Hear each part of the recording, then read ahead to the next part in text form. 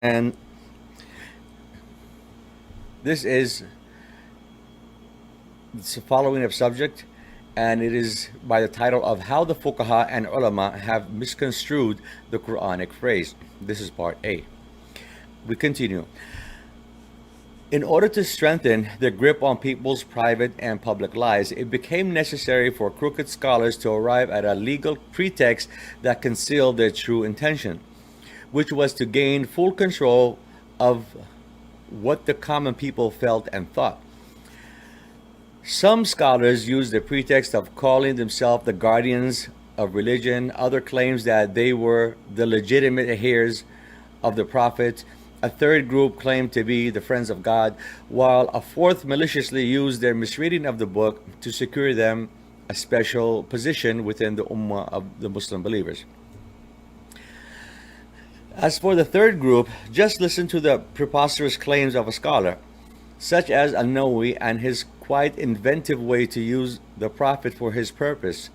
In his book Al-Tibyan fi Adab Hamalat al-Quran, he said Al-Bukhari narrated from Abu Huraira in his Sahih that the Messenger of Allah said, the Exalted said, "Whoever hurts a friend of mine, I will wage a war against him."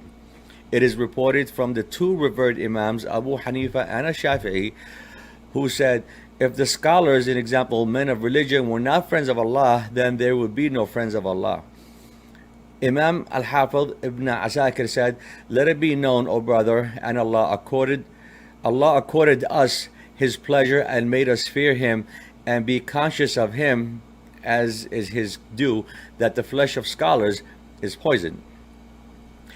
Allah's habit is well known that He discloses the secrets of those who find them defective. An example, the scholars. However, whoever sets his tongue free to abuse them, Allah will try him by the death of his heart before his real death.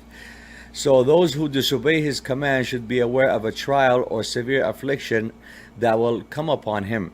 This is exactly the way, like intellectual terrorism, to instill fear into the hearts of the common people that if they criticize the scholars, God will punish them for it. And it's still going on today. As for me personally, if the flesh of scholars is poison, that's because of their rotten teaching, and it should be put to good use as a bait for mice or stray animals. That's my personal opinion. As for the fourth group, their favorite trick was to point to chapter 3 verse 104 and claim that Allah had indeed elevated them above everyone else.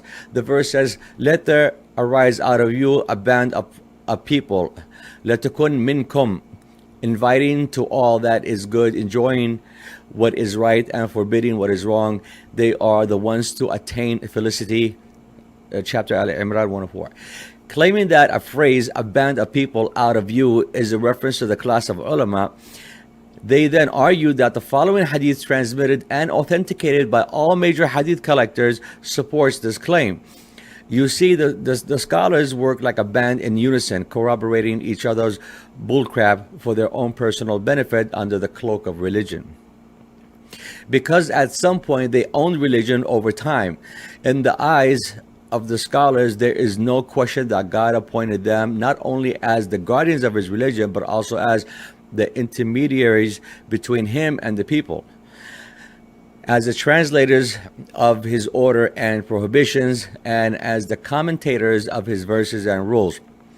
They maintain that the preposition plus suffix pronoun minkum, out of you, is partitive, dividing the ummah into those whom Allah appointed to prescribe what is right and to proscribe what is wrong, and the rest who were not appointed, while they, of course, embody the band of people that Allah chose for this task.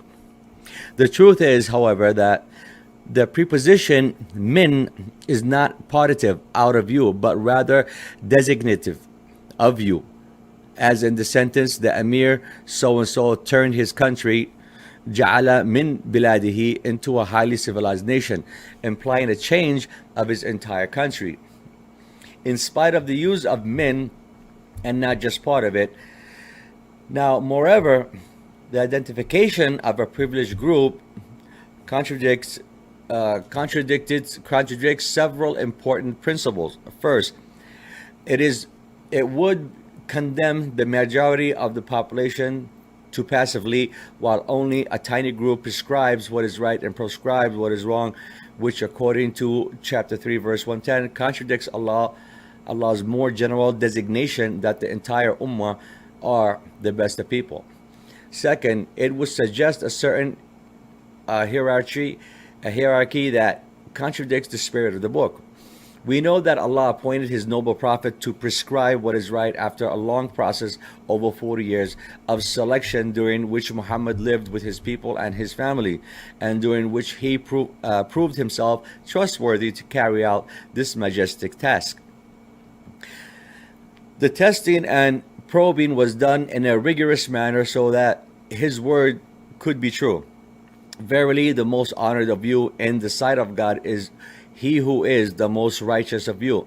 Hujurat 13. Given this rigorous process of selection, is it plausible that God chose a group of people even before they were actually born? Can such a selection be sensible when it means that mere membership of this group is enough to gain a privileged position regardless of skill and competence?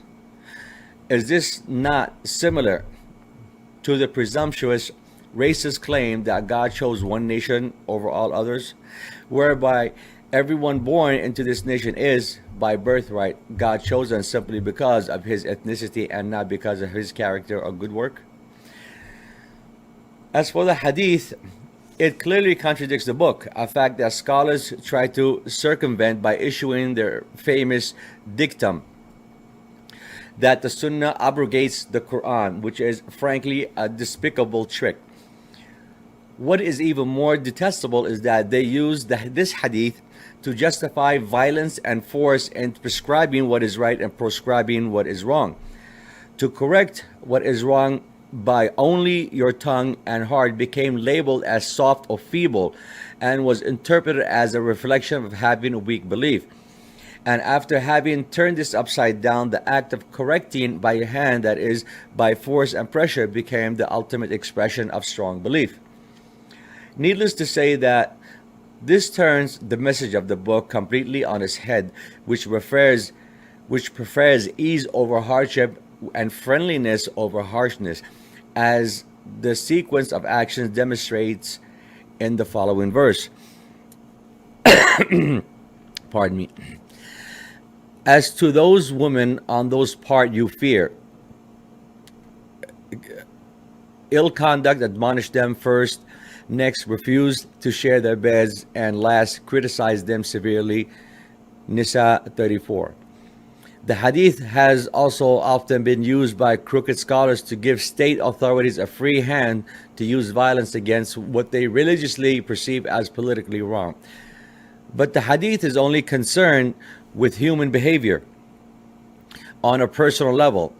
The Prophet was far too clever to allow state authorities to interfere with an individual's faults and errors, as he, quite justifiably so, anticipated that this would turn any democratic rule into despotic rule, where the ruling class would be allowed to take the law into their own hands and turn it under the pretext of forbidding what is wrong against their political opponents.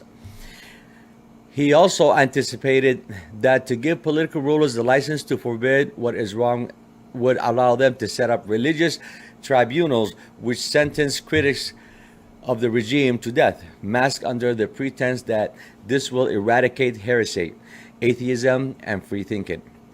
And indeed, this is what had happened, and what has happened. The accusation of takfir has given the political and religious establishment freedom to confiscate the property and position of so-called convicted apostates, and by hiding behind a facade of laughable accusation of immorality and licentious lifestyles, that they have deemed it proper to destroy the honor and dignity of their fiercest opponents. Thus, what the Prophet wanted to prevent has in fact turned out to be a political reality. The use of force and violence by political rulers has become a feature of everyday life.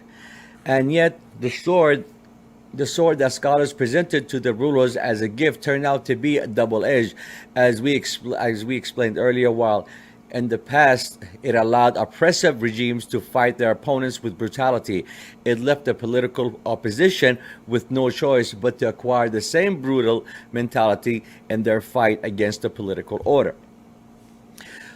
Once again, the pretext of forbidding what is wrong is used today for purely political reasons. Only this time, accusations of kufr are being turned against the political class itself. To prescribe what is right and to prescribe what is wrong is a divine duty. Allah did not set up fixed rules that can be automatically applied in how to exercise this duty. Instead, He left this to be done according to what is ma'ruf, that is widely recognized, and what is perceived as good taste and common sense within any given society. What needs to be prescribed and proscribed is what is shared by most people as accepted norms of good and bad social practice. The condition is that for the implementation of such norms, violence and force must not be used.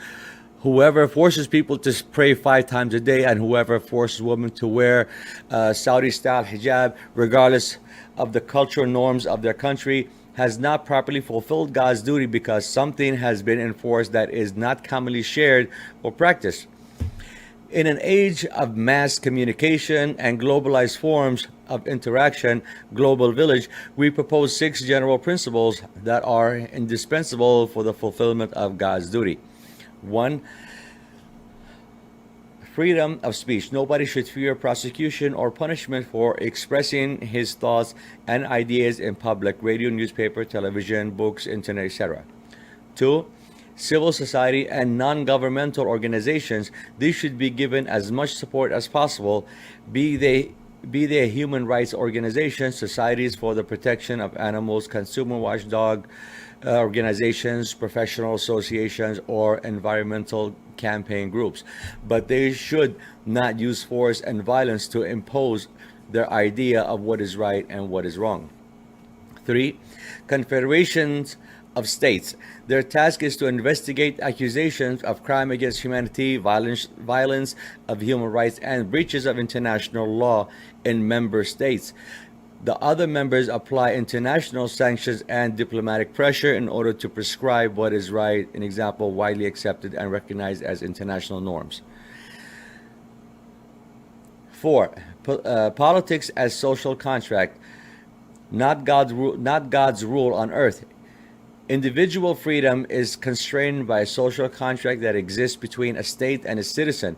The individual citizen gives up part of his personal freedom by observing the existing law. But the law of a society limits should not be confused with the political rules of the state authorities. There are God's limits in human legislation, but there is no God's rule in politics. Political rule is exercised by humans who exercise it within the parameters of a social contract. The concept of God's rule on earth has no evidence in the book, and if applied to politics, is a recipe for despotism and religious authoritarianism. 5. Separation between Islam and politics. Islam means rituals, legislation between God's limits, and moral guidance. No political party must therefore carry the adjective Islamic in its title, because Islam is not politics but rather a Hanif religion. Political slogans that carry the name Islam, an example, Islam is the solution, are nonsense, because religion cannot solve the economic, social, and political problems of society, but only the people themselves. More prayers, more fasting, or more pilgrimage will never solve the ills of the community, but rather good, sensible, and moral legislation within the limits that God has set. These limits and the moral ideals of the book are not addressed only to the followers of Muhammad, but to all humankind. 6. Synthesis between Islam and society. Islam as a universal religion and is as valid for the People's Republic of China as it is for the Kingdom of Monaco, provided it is kept out of politics. But we say politics, not society. Islam must not and cannot be separated from society. Sadly, after centuries of political misuse and abuse, Islam has lost its universality, and it has been carelessly sacrificed for the ills of power, politics, and the political opportunism of scholars. This series aims to recover Islam's lost universality, pardon me, and restore its powerful message as it is laid out clearly in Allah's book. But only God knows whether we will achieve this or not. But we're working on it.